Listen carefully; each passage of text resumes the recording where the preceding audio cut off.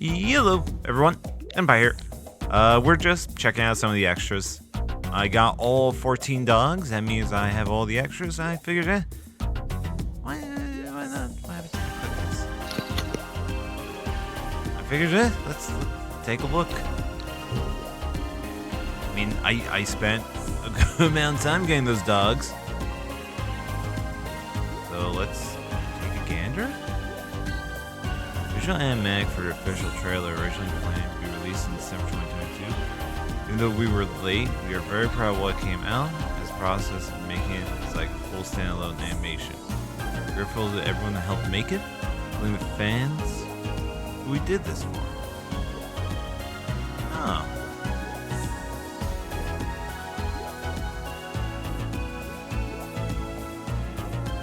Okay.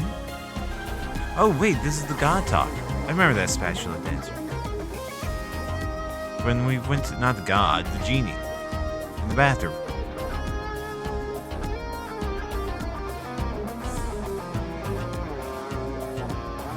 For you, Anna.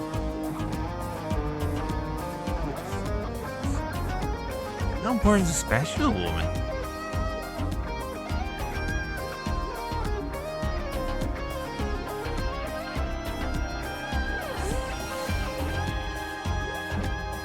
Gameplay.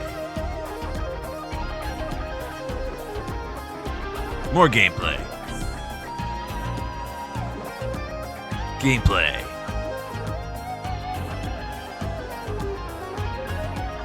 Does she have a gun? Gameplay.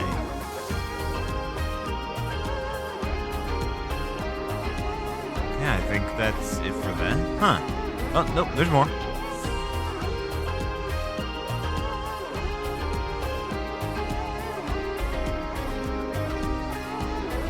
Interesting storyboard or animatic. Which is interesting. Neat. What? In progress shot from the official trailer decided the helicopter legs didn't fit the preceding shot. Of course, helicopter legs. One of the many reference animations created for the trailer for our 3D artists. Quick animatics like these were used whenever Joel needed to direct a 2D or 3D shot, timing and composition. Many side-by-side drawings were made working on various shots of the game. Usually these occur when the topic in the VC changed to... Is that visual? No, not good. That's Visual Studio. Changed to something silly or fun. These also show some of Joel's process when playing out acting for these complicated shots. Human hands.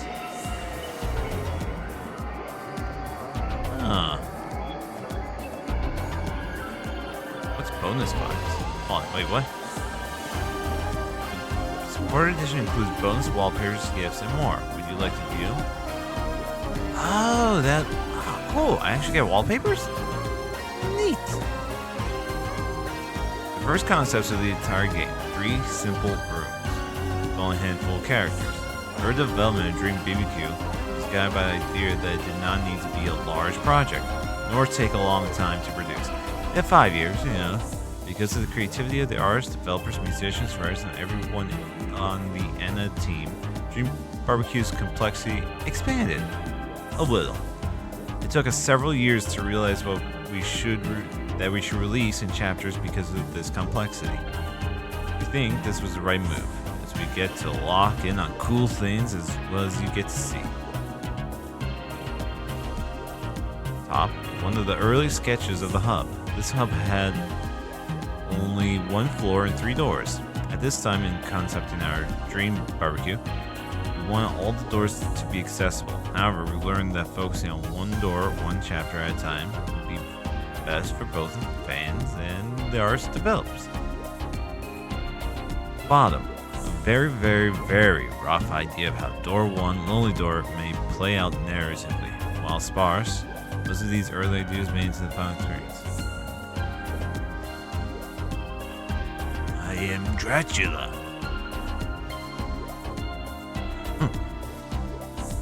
He's great character, one of the best. Door 1, enter phase, there's club, Inside club. So that's purge. Okay, yeah. Inside bathroom. Alright. A rough sketch of what the ending to Door 1 may look like. When we playtested early versions of this idea, it became more obvious that we needed to have certain moments accentuated, both to let the players know the game is ending and to better inform the player as to what is likely to happen later in the story of ENA Dream BBQ. Okay. Early concepts for Uncanny Streets, both bright and dark, early in development. Instead of Uncanny Streets bright and Uncanny Streets dark, we used Uncanny Streets up and Uncanny Streets down. This was way too confusing and naturally changed to better communicate which place we need to talk about. Like the courage here, okay. These are some of the many thumbnail ideas from several team members when we need to decide on Steam assets. This kind of process of pitching ideas from different angles was common throughout all of Dream BBQ's development. Huh.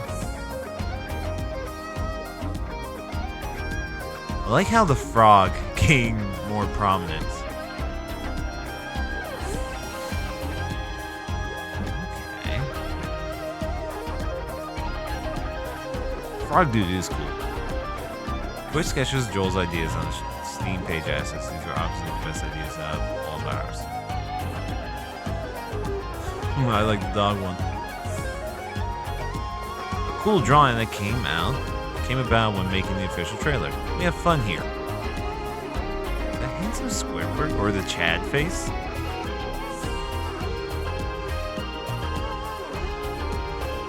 While not the only concept for the cold open of ENA Dream BBQ, this captures the essence of what we felt could ease players into the experience. We wanted them to have... period. The cold open allowed us to invite the players to explore and show them that they may not know what to expect around the corners of the game. And of course, think that there may be more things to find wherever they end up. Okay. Next dog. Oh god, there's a lot. Figuring out the cold open for ENA Dream BBQ, we have a few ideas in mind. All of them involved an infinitely expanding location where you find the bed door. I mean, the opening really... like, it felt more like a LSD dream. You know. Like, there wasn't going to be much characters. It was exploration. Then, boom. Frogman and Dracula.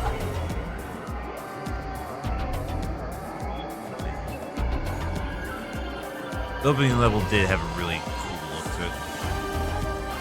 Very rough animation communicated Joel's idea of how Anna should open her eyes in the cold open. This reference was used to communicate to both animators and programmers that this effect could be made and then implemented in the engine via sprite sheets. Something only shorter animations can afford. Okay. Oh, you can't even pause this. This technical reference shows a third-person perspective of a scene transition.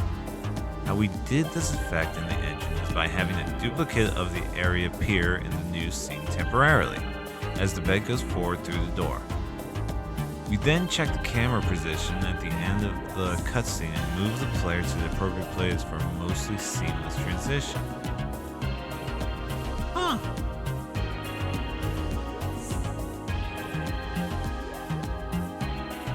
With concept art of the background and a few close-ups of what assets could look like, we use this concept to start making the 3D models for the hub.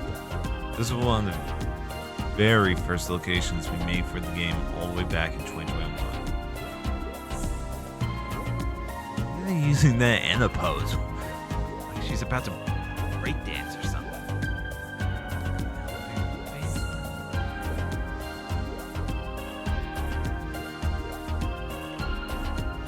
Okay.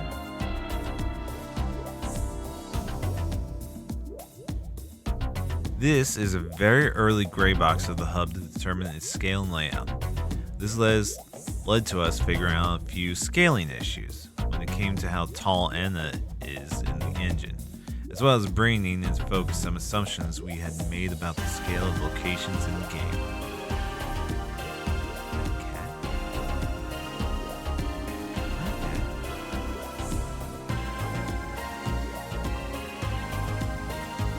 This animation roof was used for the lining of the shots for the game's introductory cutscene. For a very long while, this is what playtesters got to see when playing Dream BBQ for the first time. Huh.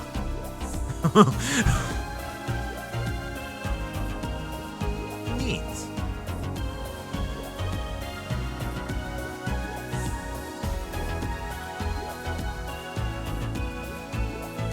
Dracula.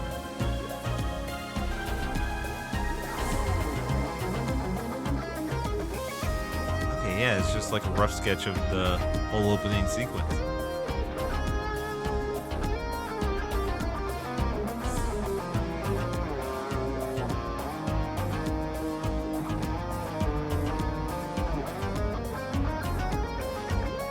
Oh, this is a long one.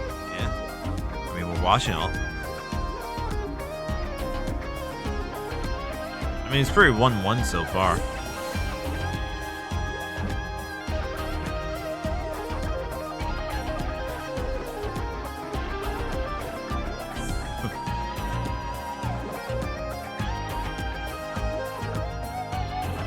I wonder what the boss is. It's probably gonna be like, maybe they're curious. Barbecue. Some animations don't require full animatics. These rough poses from Joel shows how Froggy, is his name just Froggy? Should look in his various animations in the hub.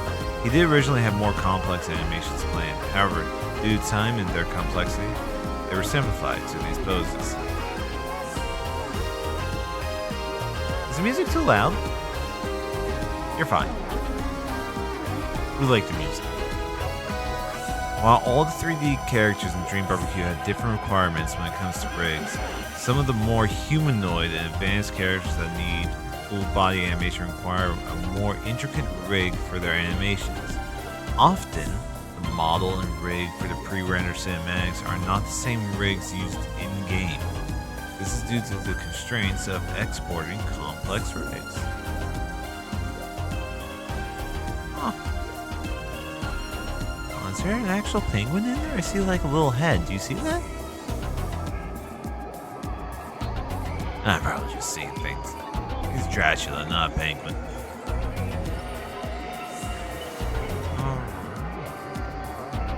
The 2D face rig of Kane is demonstrated here.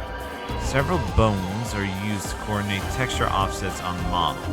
This character prompted us to use an in-game method of animating characters in the same way.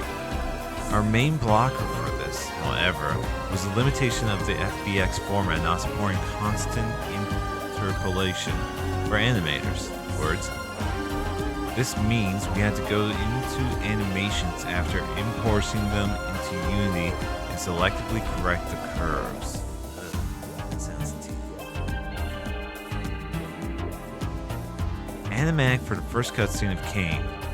Most of the time, the animator will have creative liberty in how the character is depicted, unless a lore reason prevents it. Oh wow! So he gave like the other artists a lot of freedom.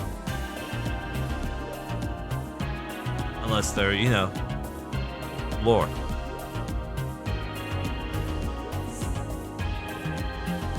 Kinda explains why there's so many, like everyone felt so unique. Yeah.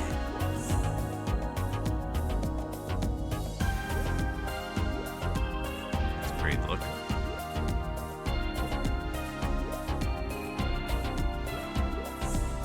Okay. Oh. A little more. Okay. These roughs are how Joel G directed specific animations that need to be either pre-rendered or in-game. Occasionally, these would be run by the technical director to check if the animation was possible to play in Unity or if it needs special programming or rigging. Oh. Games take a lot of effort. I'm a QA tester, and yeah, a lot more than you'd expect. Thanks for watching. Button Pyramid Kane's animation that demonstrates his rig. Each group of coins needs to be able to be animated as a group when they are their limbs, but also separately when they need to be full or float somewhere specific. Man, really just tricky. This is one of the earliest tests of the scale of Uncanny Streets. Bright in engine. This gray box was to test how big Uncanny Streets Bright should be in order to stay engaging and not take too much time between important locations. This scale is why we originally won a bus in US Bright for fast travel. That became unnecessary though as we scaled down the terrain. Oh, that's why there's bus stops? In the first zone? They wanted a bus but just took it out but kept the bus stops in? Huh. See, we're learning stuff.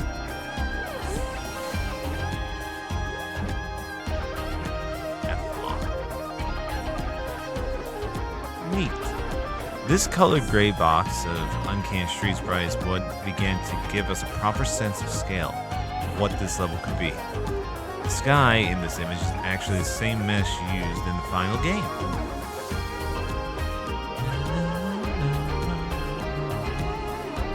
These paintings were our foundation for the feeling, scale, and scope of Uncanny Streets Bright. We did our best to capture these paintings' depiction of this otherworldly ship barging through the desert floor.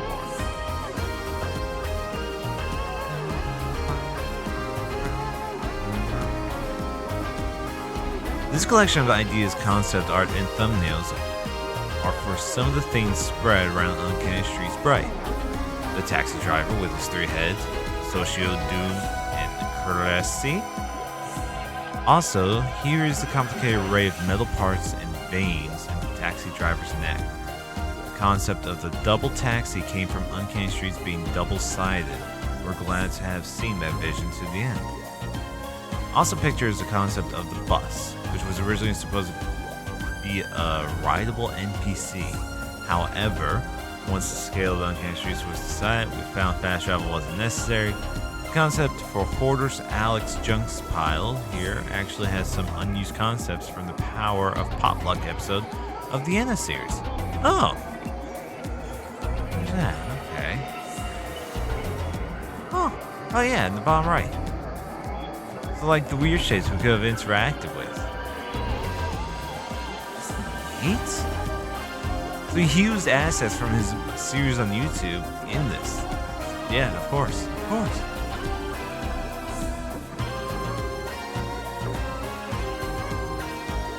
Neat. Yeah, I can use the bumpers to change. Okay. An early arrangement of how Froggy Call in USB Bright's opening needs to play out. The final version was separated a bit and moved further back to not distract the player too much from experiencing Uncanny Streets Bright reveal. This storyboard shows the non-UI of early Froggy calls.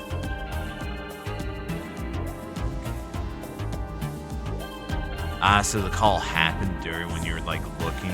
Okay, it makes sense they changed. Take away from that moment. Near the start of development, it was still unclear how we could implement our 2D characters into the 3D in-game environments. Originally, the witch characters were supposed to be a sprite animation coordinated in the 3D space of the engine. However, as we weighed the restrictions that we would have, we looked more into having these longer sequences be pre-rendered video overlaid on top of the screen. This gave Joel much more control over their animation and presentation.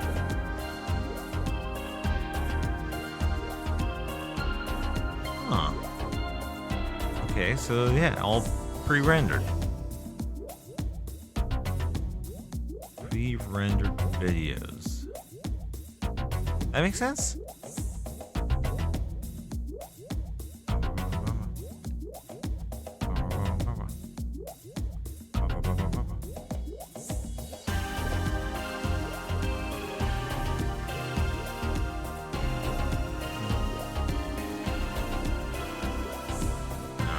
Next, rough sketches for alternate path concept in USB Bright.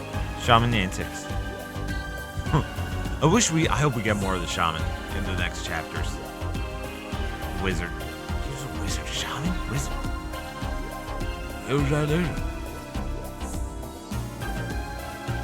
The original concept and pitch of the human board item for Door 1. This allowed the programmers and artists to coordinate how exactly this item can be implemented. First iterations had quite a few bugs that, of course, need to be ironed out. Smashed vision. You can create ladders to reach high places too. Human board is a special item that uses a bridge. Long distance 3D model will stretch as much as it can. The animax is for the unused human board tutorial animation Door 1.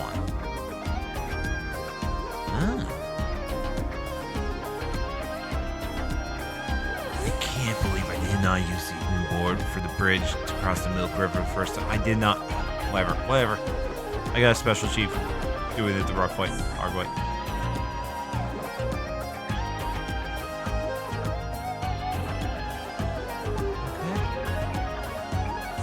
Base storyboard for Tasky Maidens for cinematic. Often these go into detail how the characters should animate and what rules their animation should follow, either for consistency or lore reasons.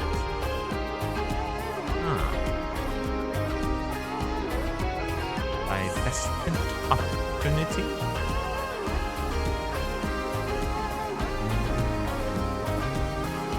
Wait, is that Finn? Hold on, top right. That's Finn. Finn the human. The anime for Tasky Maiden's first cutscene.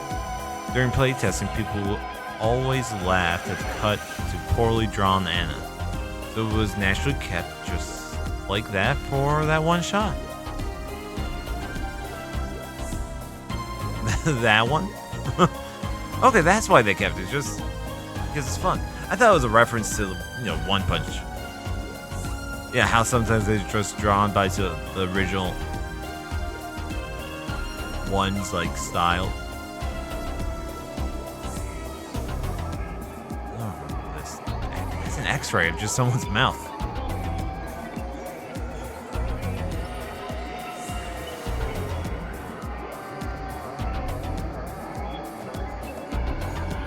Just so much freedom and creativity.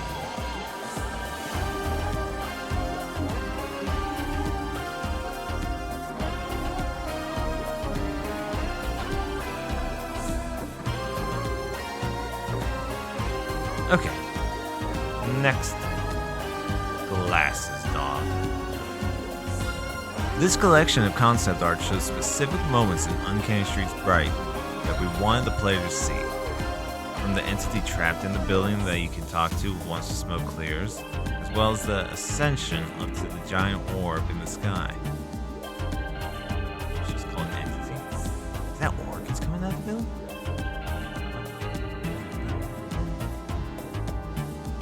These concepts of various characters were very important for the multitude of artists working on the game to use as a reference. Some don't match exactly with what ended up in the engine, but those changes were made through iteration and trusting the artist's individual visions. Oh, the wizard. I love the wizard. He's great. First, the primary animatic for the USB Bright window is revealed. This early animatic featured the old Froggy Call UI concept of Froggy just being a giant floating head. Second, another idea of what the call effect should look like in-engine when Froggy calls Anna. We weren't sure how silly the visual should be, though the final cup and string animation, once concept, seemed the best fit.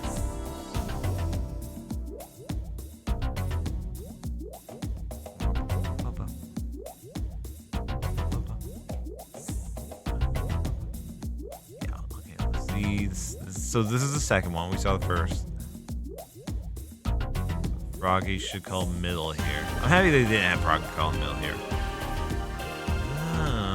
What is... Okay. Yeah, you go back. You're watching that one. Yeah. Originally, the quest images were not animated. They were supposed to have a dithered look, similar to the item preview models. However, after experimenting with some different art styles, right, we decided that an animated pencil-drawn look fit much better and offered more light to the quests. Honestly, these look like concept sketches from, to me, Grim Fandango. I thought they were trying to reference that with these little sketches in the select menu.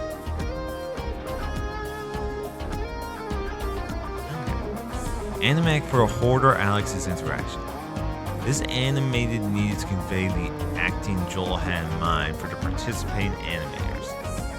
This includes specific poses and motions for the emotion/lore they needed to convey.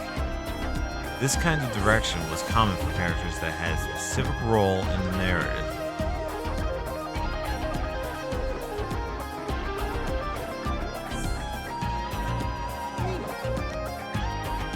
Where he dies.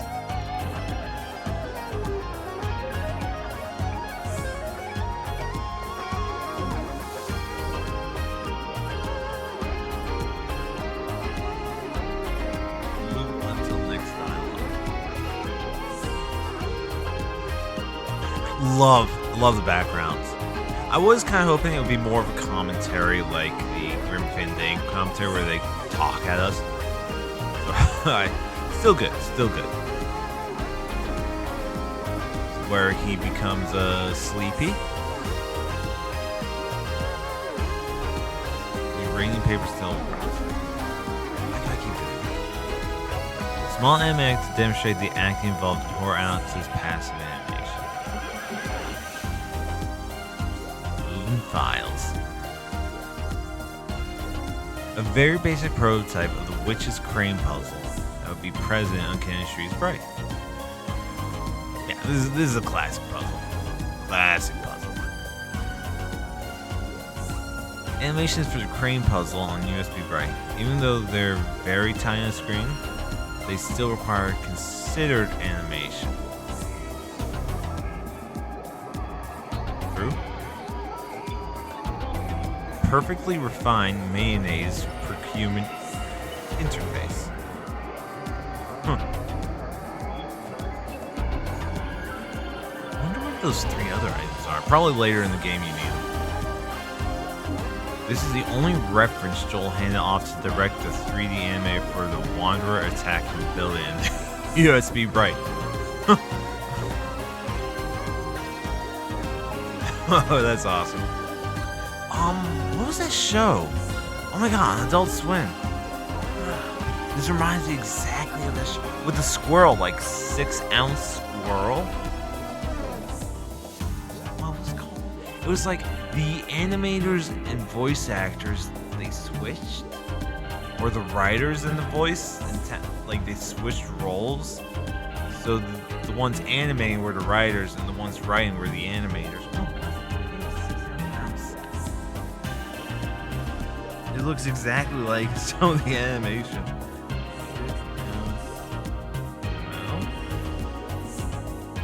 12-ounce mouse.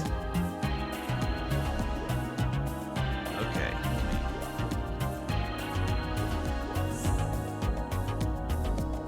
Yeah, kind of like that. It's just, I don't know why. That just brought that memory. I've thought about that show ever since I watched it in high school. It's great. I like that. Adam drew this. He's so CDI. Oh god, it's fantastic. animatic for the transition between the USB bright and core scenes. This animation would occur in-engine almost entirely due to the complex camera movement and on-screen visuals needing to interact with game systems such as the Call Dialog UI. These animations were created using Blender by several 3D artists.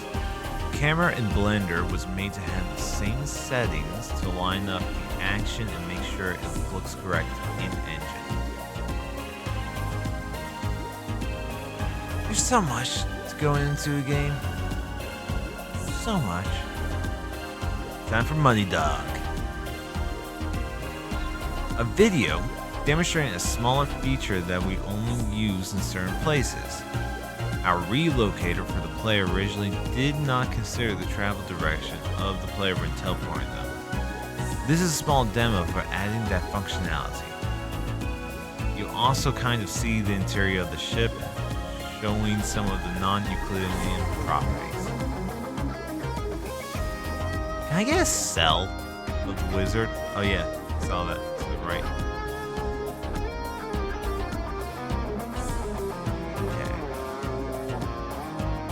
Yeah, I guess whenever you enter the building, it would just be facing forward. Now this is showing that. Fix it. Alright. This demonstrates a more complex rig made for the barely visible neck joint of the taxi driver. Visible neck joint. Neck joint? Like, oh, they actually twist? Look at that. I didn't even notice that. They're like screwed on. Oh. It's like sort of a Silent Hill enemy looking there. Main. This faraway view of this area shows how the illusion of the sky is created. By following the player's position, the sky can appear infinitely far away. We do this in several locations across the game. Top left. This texture is used to control the timing of the lights across the bay on the screen. On a technical level, this is accomplished with simple scrolling UVs. Bottom left. This is the first concept paint of this area, pulled directly from the artist's head.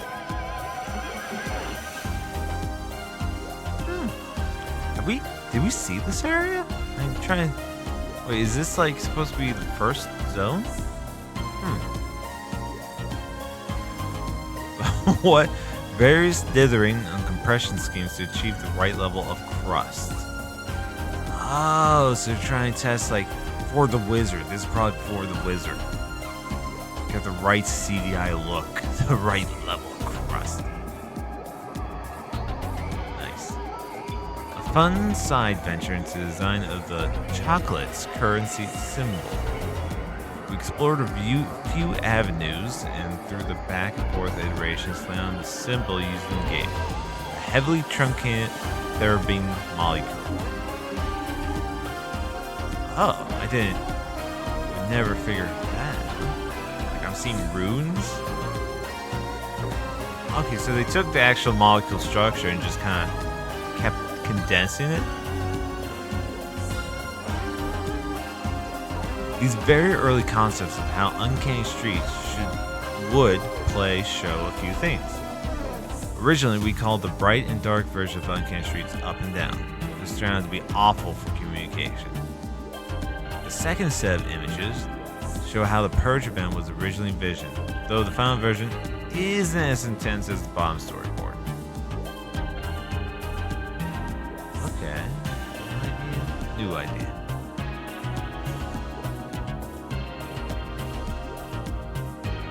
Okay. Streets up, streets down. Give arm, we get the magic powder, we go party. Is that supposed to be cocaine? Is powder supposed to be cocaine? Drowns, then we wake up as a dog thing. Dog crocodile. Huh. This draw over by Joel in Uncanny Streets Dark goes over how he imagined the Watchers playing. Yeah, that's exactly the same in that one, concept area, where we found the dog. One of the earliest location concepts we had for Uncanny Streets Dark and the whole of Dream BBQ. This includes the non-Euclidean nature of the Purge event's lobby being inside the ear. This was accomplished in engine by using our 3D skybox feature to display geometry as actually somewhere else, as if it was behind the ear. This storyboard was to direct the more complicated introduction animation. It was made early on before we implemented videos into the game. Once we did that, all the animations in the game became much more interesting. Ah, this was for the Australian man. He's great. Huh. Here's one of the earlier design. Storyboard for several shots of Me Too cinematic cutscene. Oh, the Hangman woman.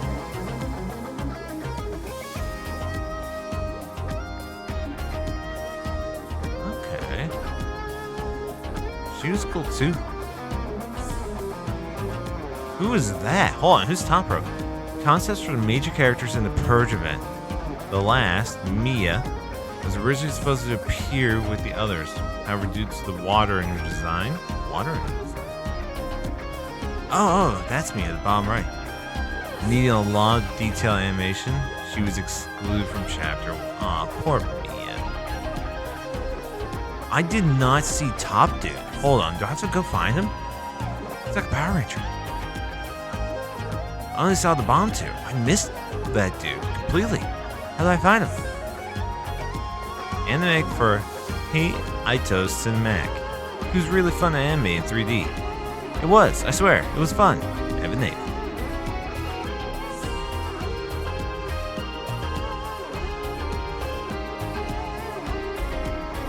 I didn't see this dude. Alright. Next dog.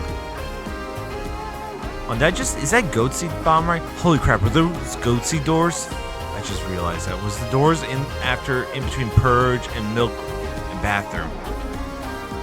Goat seed doors? This animatic for the entrance of the Purge event was used to make both the pre-rendered 3D animations for the pod, but also the camera motions and screen effects of what happened in-game. Okay. Put the off her right hand. Bloop. Door. Bloop. This transition shows a cut version of ENA that was originally supposed to appear in the Purge event and the core scenes. Early on, ENA has striped peppermint appearance that got changed to her greenish humanoid form. Oh, that was scary. Doors.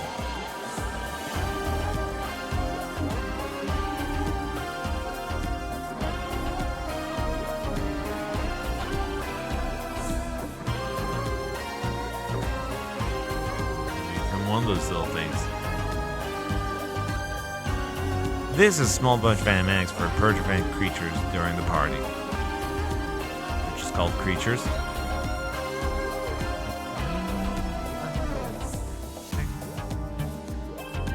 All the time, fish is fine.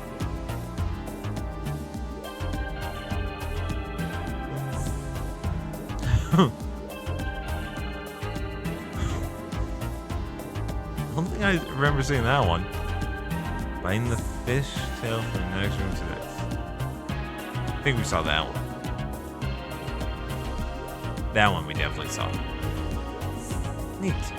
The Purge event creature version of ENA with no issues or visual bugs at all.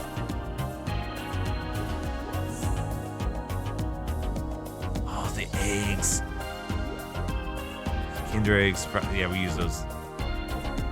This programmer art gray box of the Purge event shows how different elements of the game were built a piece at a time, making sure they play well before art and music are added to the final experience.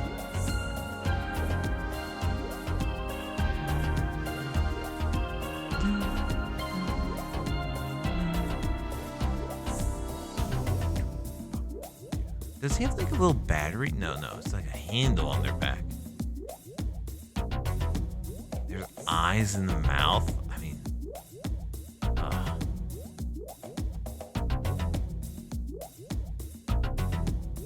a very cool drawing by Joel to show how Anna should look in the Purge event.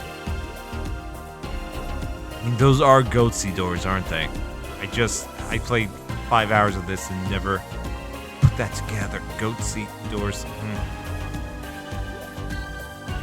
This delayed frame effect, inspired by early N64 games, was developed to make the Purge event ending cutscene feel more interesting without needing to pre-render any videos. It functions simply by saving a frame to a texture and redisplaying it a little later. Yeah, like transitions and Majora's Mask. I remember there was a lot in Majora's Mask, kind of like this. Maybe like delayed frames. Yeah. Majora's Mask used that a lot. A quick and dirty storyboard to convey the original idea of the Purge event creatures' animations. Internally, these creatures are referred to as fish, but the pottery they are based on actually are orcas, which we did not know.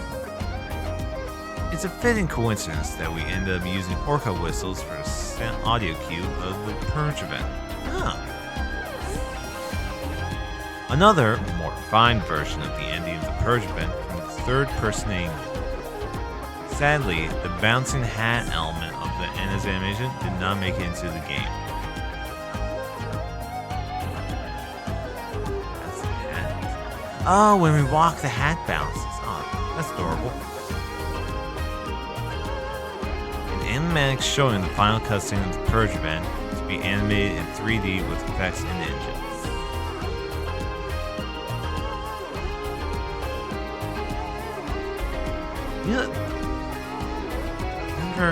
I'll finish my thought later. This video shows a rough blocking of the animation.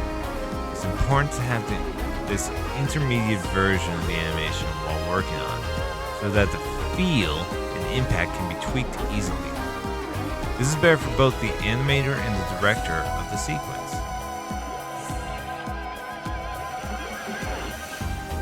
Neat. Next dog. How many more dogs do we got? 1, 2, 3, 4, 5, 6, 7, 8. Okay, we're like halfway through. There's a lot of bonus material.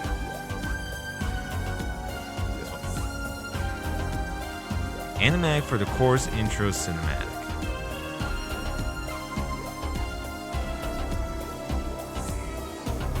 And when we're like all fleshy, not visual looking, or Picasso like, this rough shows the effect Joel had in mind for the core's intro. The core ended up being pretty close to Joel's original vision, minus some additional challenges on the bamboo platforms. ENA originally was supposed to be red and white stripes.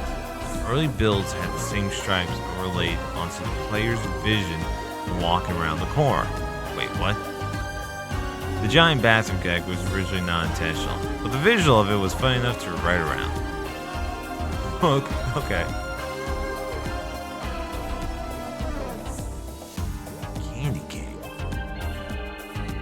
These walkers on the bamboo platforms would be an extra challenge for the player to face while in the platform. In the end, they weren't needed due to both the river being challenging and the player's expectation that they get to try again like in previous areas.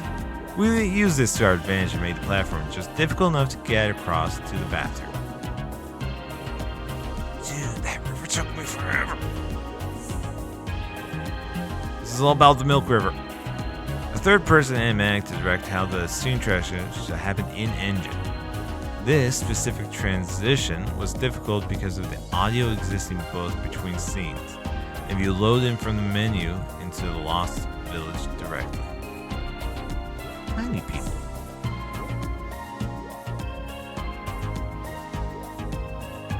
Are they supposed to be tiny people? I thought they were literally just gummy bears.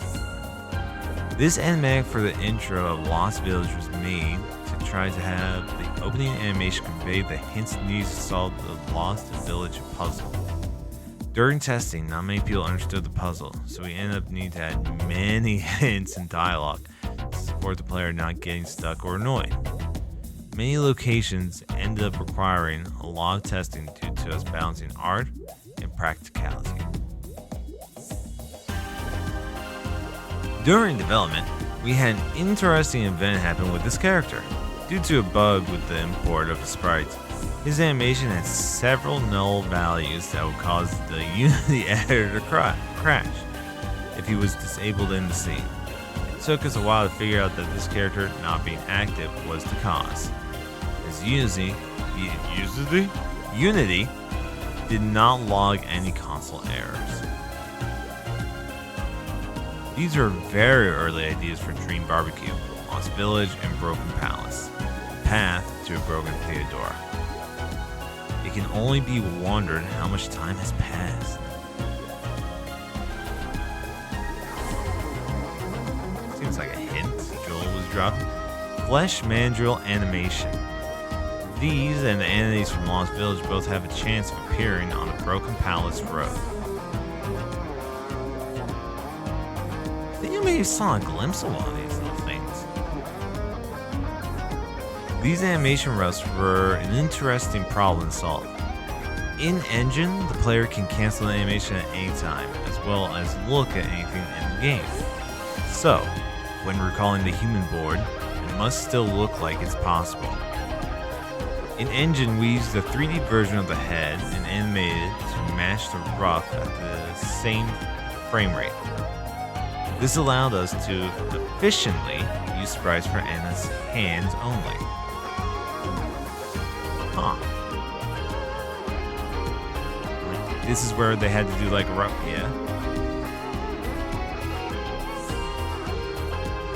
The human version of Anna was originally designed by Brian Zabla as a fun experiment to draw Anna in a hands-up animation style.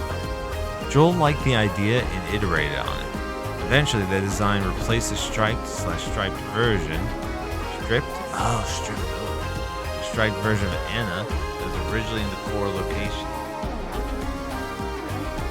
Huh. I like that. Go use it. This was a very early version of the bathroom level. The final location in-game ended up being larger and with more proper anticipation for the narrative. Though we still use this version as a base for the gray version of it in the chapter's ending.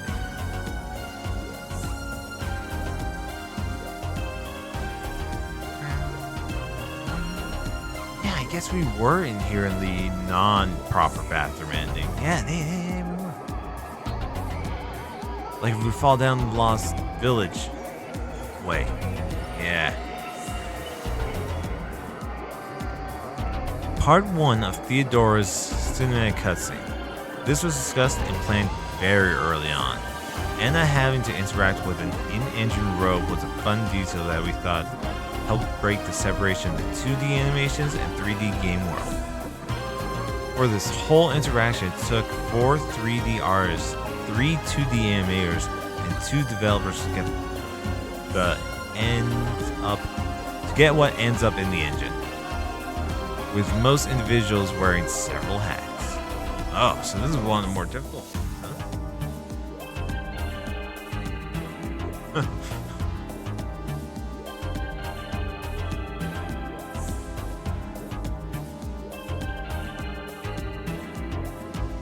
That looks exactly what it looked like in the end game. What ended up in the game.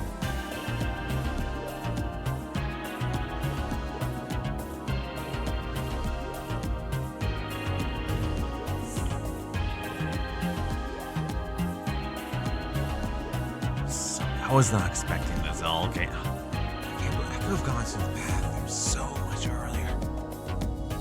I'm still reeling. I did not have to jump on the platforms. I could use the corpse body thing. Body board. Why did I do that? Where was I? This one.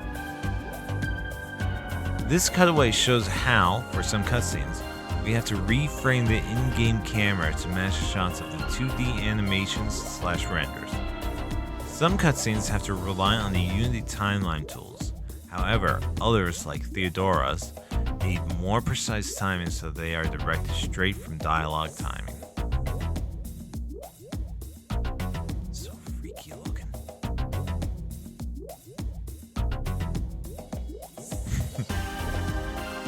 Time. Wait for the goat.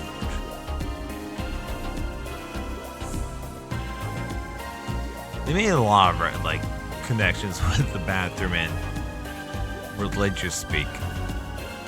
Wipe the sins.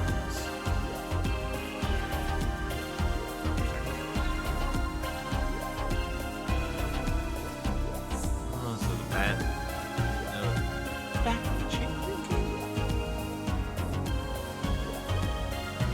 Oh, so they were changing the background in game during these dialogue parts to get certain effect. Okay. The animatics for the loop dialogue and the animatics for the main parts of the cutscene were used to gauge the scope needed for Theodora's models and rig. As she was a main character, her model and texture required a higher resolution version, and her eyes/mouths needed to emote. The rig here shows how her animations were accomplished, and her mouth is lip-synced with her voice lines. Her eyes and mouth use the same method of masking to allow the teeth or pupils to leave the edges of the sprite. Whoa! Squish.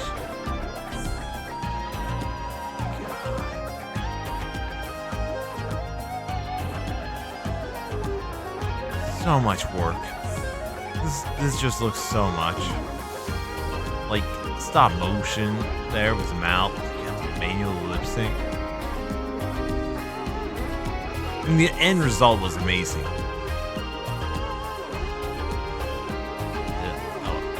We're fine. While making the 2D face rig for Theodora, his image was made as a meme while trying to match Joel's original direction. When Joel saw it, he said, "That's it. That's the perfect face."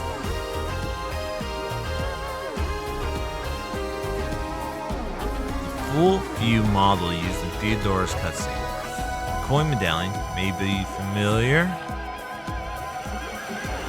Oh! Whoa! That's the same coin that was in front of the wizard's hut and by the witches right as we entered Uncanny Valley. Oh my goodness. Yeah. I didn't know. Whoa. These angles, Venzuzis, were a concept very early on in development.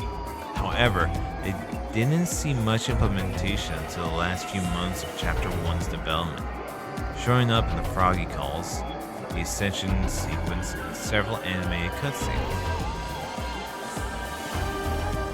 Theodora's transitional animations for interactions. It was important to have these thematically consistent for the chapters. Remember, Hannah, all it takes is the right place and food. Was there any way not to smash that smoke?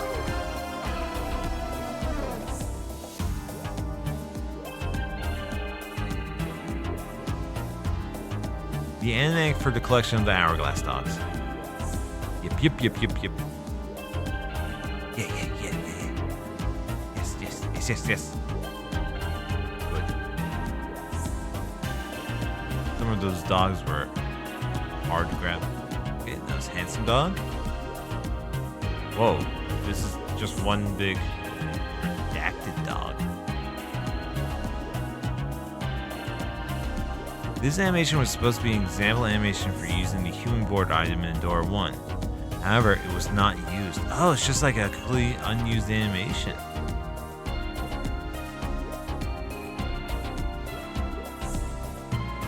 Feels like we're watching an anime. Okay. Dog. One major issue that we noticed for some cutscenes is that on lower end hardware would stutter. Oh, is that on lower? Okay.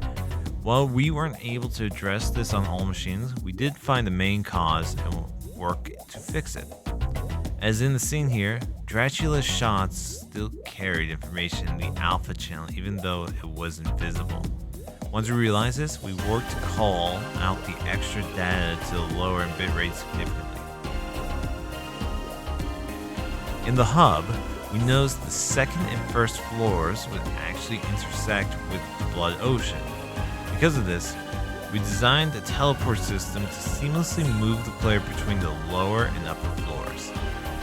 Given the chance to start over, we may have implemented a portal system like other games.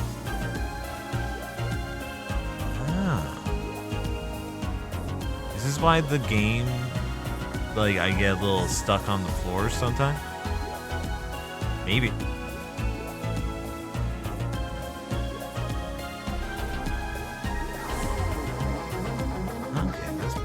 Interesting. In several scenes, we want to get a sense of scale without hurting performance by increasing our camera's clipping planes to thousands of meters. To do this, we made a 3D skybox system that projects the image from a second camera far beneath the scene with the geometry we'd like to see in the sky. This normally projects to the current sky, but we use the same system to project onto mesh surfaces as well as a non-Euclidean effect. We used a similar method in Temptation Stairway for both the mannequin.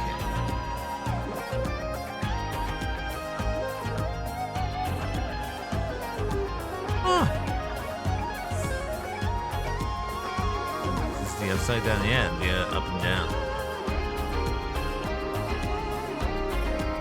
Oh, it's like for the ear. Okay. Yeah, for the ear area.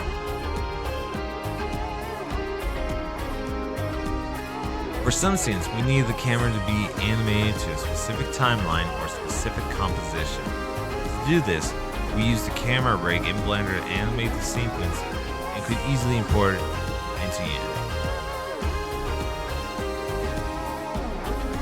Luke Merrim's internal prototype scene for development. We also tried to include Evan's prototype scene.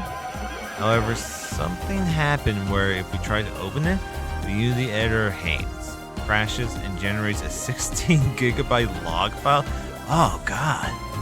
We don't know why or how this happened as it worked a few weeks ago. 16 gigabyte log file? Oh. The holes, where the player uses the human board, uses several shaders to allow the geometry to cut into anything they're placed on. These systems were one of the earliest things we worked on when making the BBQ.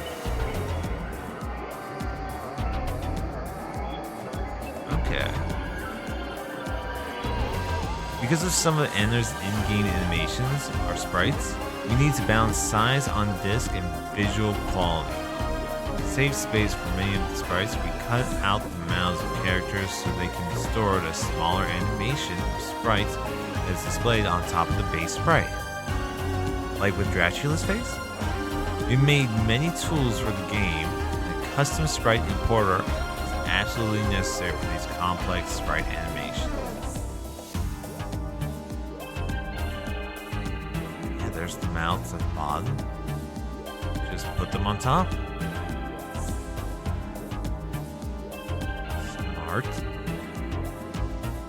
Example of how we write and control the logic of our dialogue and interactions. The left is a standard looping dialogue, and the right is an example of a more complex scene with specific times.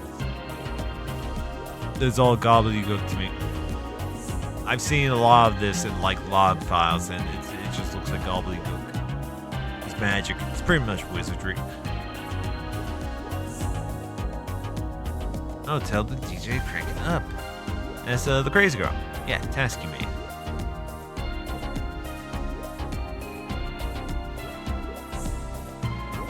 This video shows how we want to use 8-way sprites for some objects in the game. In addition to the 8 sprites we need, we also need to use some shader magic to cut part of the surfaces they're resting on to allow them to be seen in full. You can see that from the bottom lid, it actually clipping into the ground. The extra meshes we used with stencil masks prevent the player from seeing that. However, also, that is John's actual trash can he took photos of. Okay.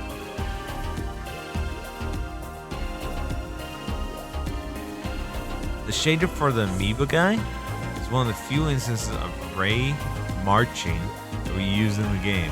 Mathematical spheres follow traditionally animated rig bones. Because he's a shader, he can do a lot of things normal geometry can't, not like be goopy. Oh yeah.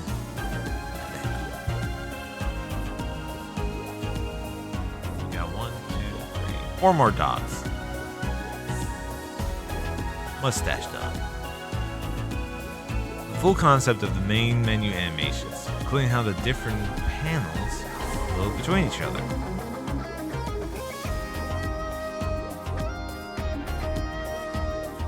Okay. All animated.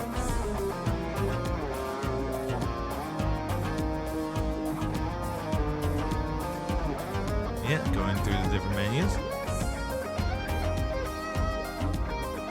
The original concept of the main menu animation.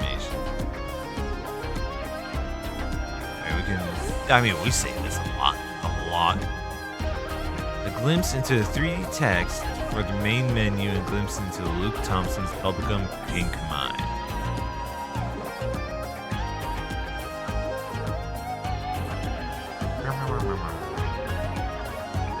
There are a lot of deliberation about what the hourglass dog icon should look like on the menu. That is, until Joel drew this for a few moments to share with the team.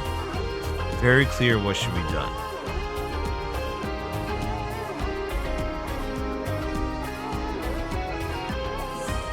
Brief concept of how ENA opening her inventory could look once animated. Every element of the UI went through several concepts before finding what felt right. The shaman.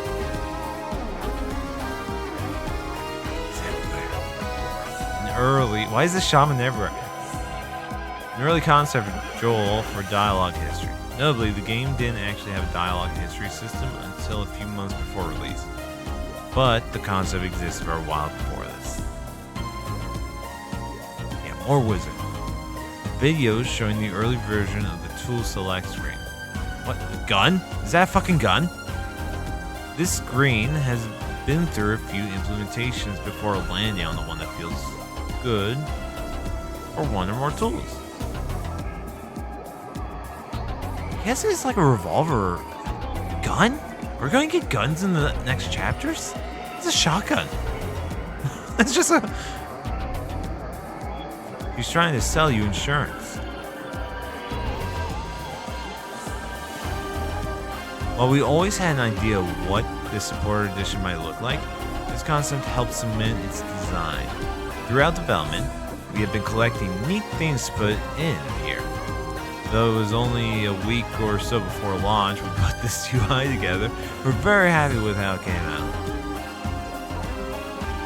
For the trailer, we had several versions of this painting. Each is more decrepit than the last. Well, while this original was painted by Brian Zavala, John Fraser added the decay to each one after. The last and most decayed version seen in the trailer actually has an image of a moth baked into it, spanning the whole image. Huh.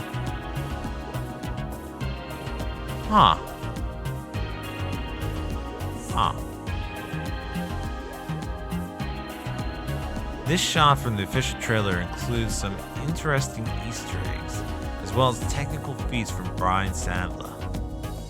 Using the Adobe suite, he was able to paint by hand planes of textures and construct them into a FAW 3D environment in After Effects, rendering it out to be able to pan down to ENA. Many other elements here were also constructed in a non-destructive manner to allow for quick changes.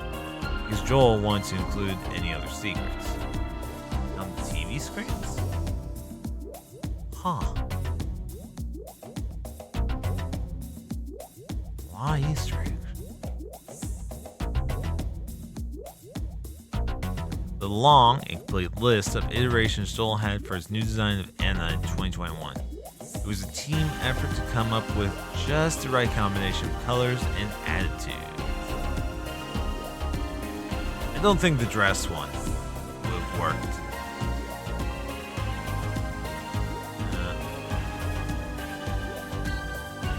They all kind of just look the same to me, but I'm bad with colors. Though the one next to the dress in the top right, it looks very different. Very different. Alright. These were some of the original designs of Froggy at the start of development. Oh wow. Tadpole Froggy is freaking me out. So is that more frog than man Froggy. I distinctly remember waking up at 7 a.m. to an at everyone from Joel asking to choose one of these designs. It was incredible. I'm glad they didn't go with briefs. No, the design they went with was good. The arms are too big in that tadpole. Alternate universe that should have been. Froggy's facial expressions all came from Joel's own face. When implemented in the engine, you notice that some of the animations didn't fit the dialogue unless they were timed to change with Froggy's intonation. Because of this, we ended up putting more effort into having these looping animations timed to fit the dialogue. Oh, so that's just his own face. Huh. Some of the many concepts for the UI of Froggy Dolls. Several people offering ideas. It's possible to see the iterative design process we used for many parts of the game. I like the top left one.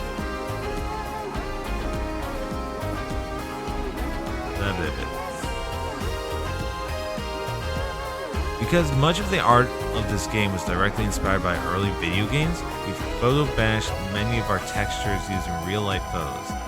On top of these, after collaging them together, we often painted layers by hand to unify the colors and design, or to extend them.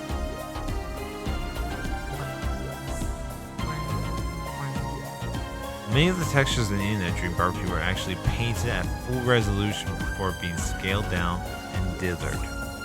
Often, we only had to paint up to a level of detail that would look good when scaled way down.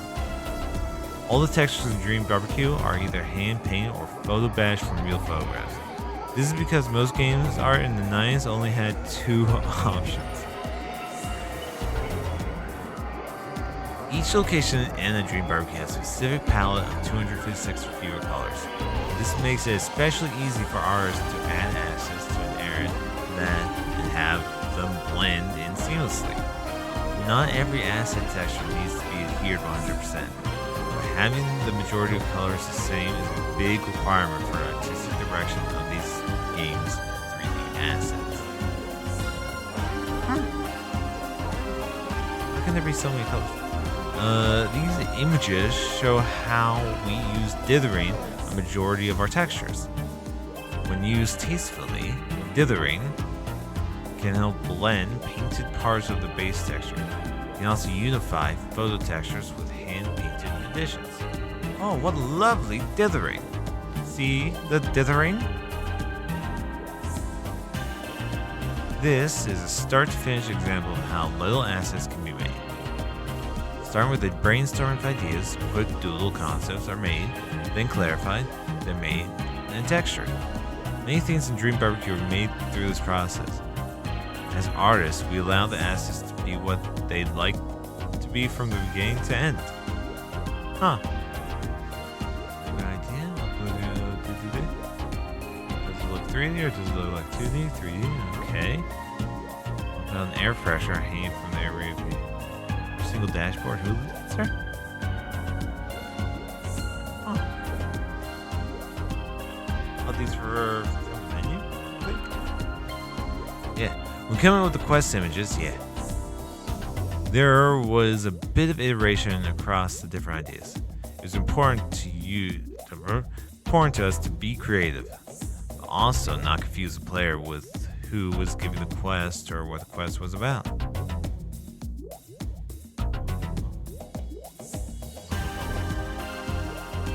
Wizard. God, Wizard is so fun. Shaman Wizard. Donna is the real-life dog that the Hourglass dog is based on. We all love her dearly. Oh, that's sweet.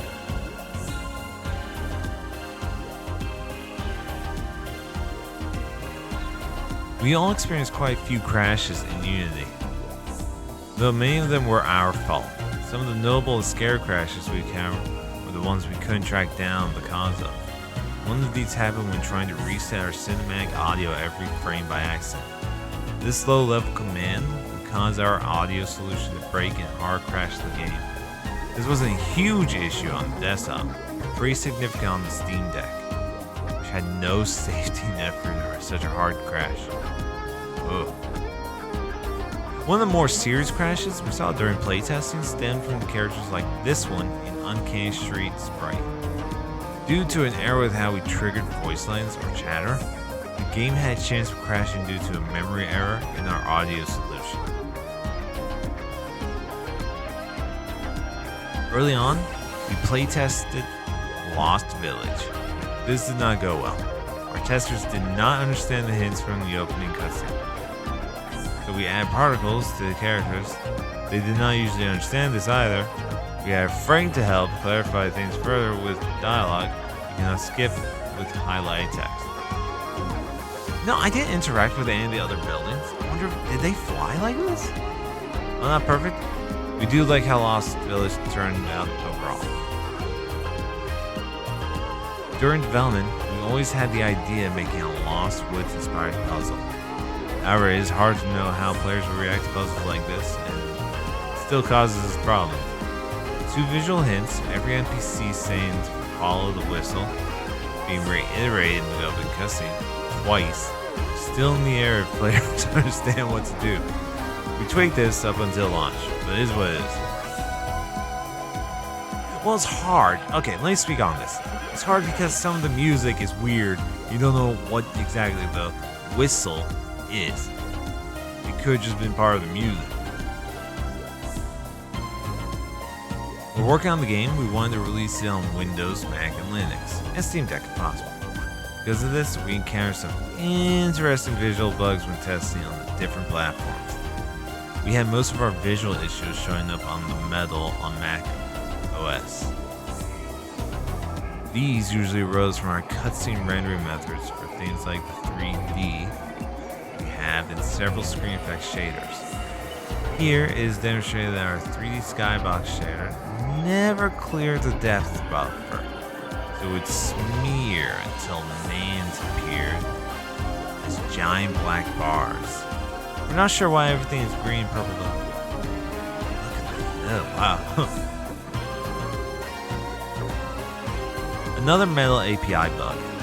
Because of how we faked the expansiveness of our faux skyboxes, we used some polar coordinate math to calculate the pixel values. Did I understand any of that? This, however, on Metal, seemed to introduce floating point errors that would explode into names. Like what happened was a rounding error that led to a divide by zero error when sampling the texture. This bug on Metal occurred for the same reason as the other camera-related bugs. Due to the buffer not clearing, HDR values would balloon rapidly in ridiculously high range. This caused whole sections of the screen to become bright and black, as the graphics API didn't know how to display them when trying to calculate the balloon. No, I may have experienced this in Cyberpunk a couple times, where it just got suddenly bright, so that it's like something to do with bloom effect. The human board step effect is a vertex shader applied to the model. This video shows partially how it was controlled and some errors that came with it, Example of feet starting to rise because of a asymptote in the math near zero. Oh, of course. The origin of the same errors. I just. Sorry, I'm losing it. I've been reading for like 2 hours here. What's this? Another medal on Mac OS Visual Bugs. This happened we learned due to having multiple cameras rendering for our equipment layer and our main player viewer. Since we didn't want the human board clipping the walls when you stand in front of one, we rendered it out to a separate camera to be drawn on top. Mac OS didn't like our first approach though. Oh, I would be scared for my computer if I saw this. I like programming, but it does not like me. Most of my commits to this game were commits of sound and 3D assets. Any commits of code tend to look like this.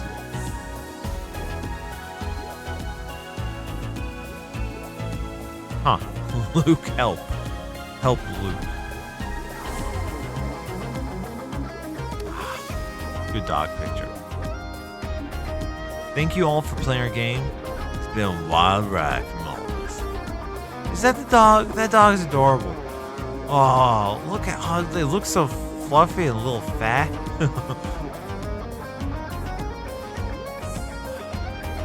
I should get a dog one day. I was thinking like a little basset hound.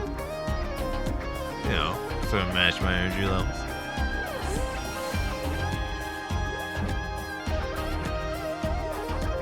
They howl funny, bark funny. This is nice.